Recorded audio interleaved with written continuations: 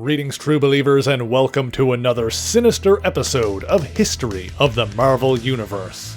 In a previous video, we looked at the origin of one of Spider-Man's most dangerous opponents, Eddie Brock, aka Venom. To recap, following the Secret Wars, Spider-Man brought an alien costume back to Earth, which turned out to be a living symbiote. The suit wanted to bond with Spider-Man permanently, and so, using the sonic vibrations from a pair of tolling church bells, Spidey forcibly removed the suit. Meanwhile, Eddie Brock was a reporter whose career was ruined when he wrote an article supposedly interviewing the masked murderer known as the Sin Eater, only to be debunked after Spider-Man captured the real killer. The alien costume stumbled upon Brock, and the two merged to form Venom. After suffering several defeats at the hands of Spider-Man, Venom was awaiting transferal to a federal prison. Naturally, he escaped again, this time after learning that Peter Parker's parents were still alive, and had reunited with their son. Okay, just to clarify, it's later revealed that these two aren't actually his parents, but rather simulacra that were created by the Chameleon as part of a revenge plot left behind by the Green Goblin. But that's not really important for now, and for all intents and purposes, they are Richard and Mary Parker. And after battling and knocking out Spider-Man, Venom kidnapped them. In his twisted mind, Brock thought that he was protecting them from Spider-Man, but of course Richard and Mary didn't even know about their son's dual identity. Desperate to find a clue on Venom's whereabouts, Spidey went to question Eddie Brock's ex-wife, Anne Weying. After Spidey convinced her to help, Anne revealed that Brock didn't have a good relationship with his own father, and after the Sin Eater scandal ruined Brock's career, it seemed any chance of gaining his father's favor evaporated. Anne also made mention of Thrill World, an amusement park that Eddie enjoyed as a boy. Acting on a hunch, Spider-Man swung over to the park looking for his parents, and sure enough, found Venom waiting for him. However, before the two opponents renewed their battle, Anne Weying arrived to talk Brock down. However, Anne wasn't the only one to follow Spider-Man, as the Wild Pack, a gang of Simkarian mercenaries under the employ of Silver Sable, were hired by J. Jonah Jameson to bring in Venom. The mercenaries attacked both Spider-Man and Venom, and a three-way battle began. One by one, the Wild Pack were knocked down, and Venom even saved Richard and Mary Parker at one point. But the fight between him and Spider-Man continued to rage. This was until one of the mercenaries nailed Venom from behind with a sonic gun, weakening the symbiote. Before the merc could finish the job, Anne struck him from behind and knocked him out. When Brock decided to go right back to killing Spider-Man, Anne started to run, but a ride, which was damaged during the battle, began to collapse. Before it could topple on top of her, Brock caught the heavy load. He was unable to hold it in his weakened state, but Spider-Man rushed to his aid, helping him toss aside the broken pile of metal and saving Anne. Venom would have gone right back to the battle again, but Anne convinced him that Spider-Man does protect innocent lives, and so a deal was made. Spider-Man and Venom parted ways, agreeing not to menace each other again. After that, Brock decided to move to his old hometown of San Francisco and become that city's lethal protector in his first limited series. Of course, not one to let a murderer roam freely, Spider-Man followed Venom to stop him from killing anybody else. While here, Spidey tracked down Eddie's father, Carl Brock, in order to get more information, and while Carl didn't talk, his housekeeper, Sharon Dempsey, did. Here we get a little more information on Brock's past, namely that his mother, Jamie, died during childbirth, and so Carl was always cold and resentful towards his son.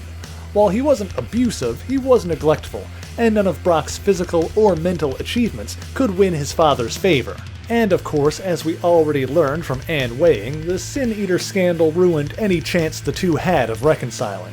Anyway, while in San Francisco, Venom made several enemies, so let's look at them one by one. First up is Roland Treece. Treece was a member of the Life Foundation. We'll talk more about them in a bit.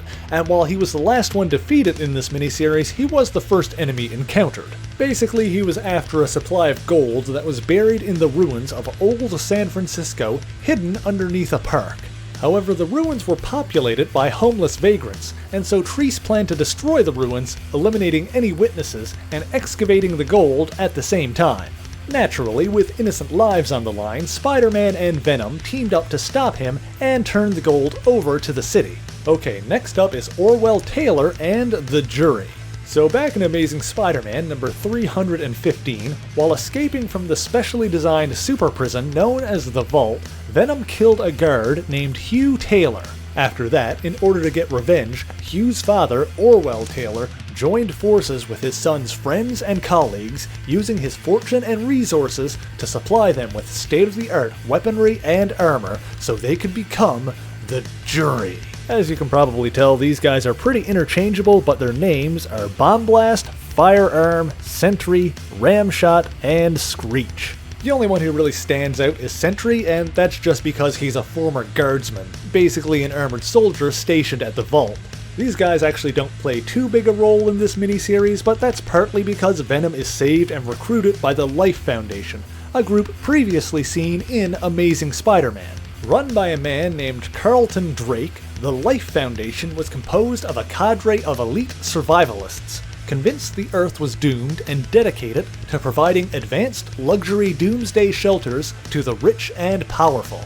That might not sound particularly evil, but their methods and business practices were typically shady and most often illegal, putting them into conflict with Spider-Man several times already.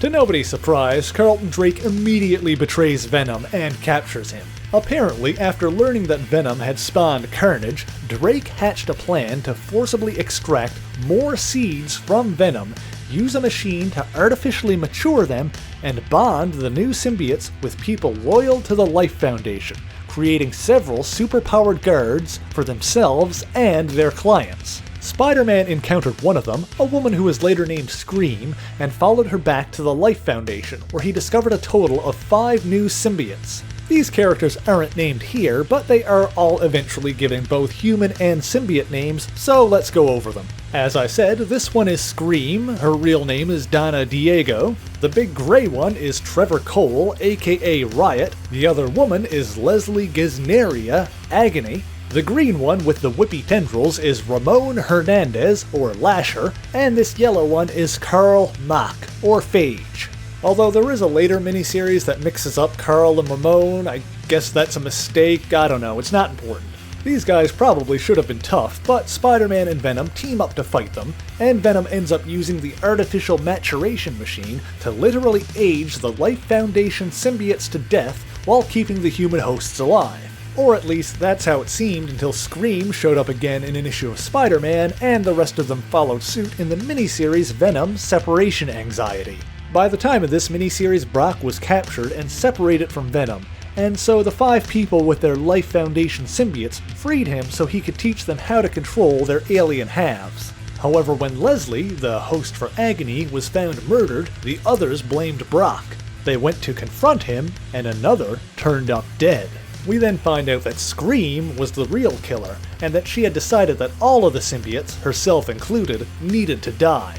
In the end, while Scream succeeded in killing the other hosts from the Life Foundation, the Venom symbiote found Brock and the two bonded again.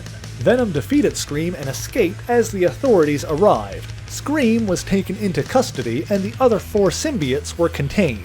These 4, while under government observation, actually merged into one and bonded with a guardsman named Scott Washington to form Hybrid.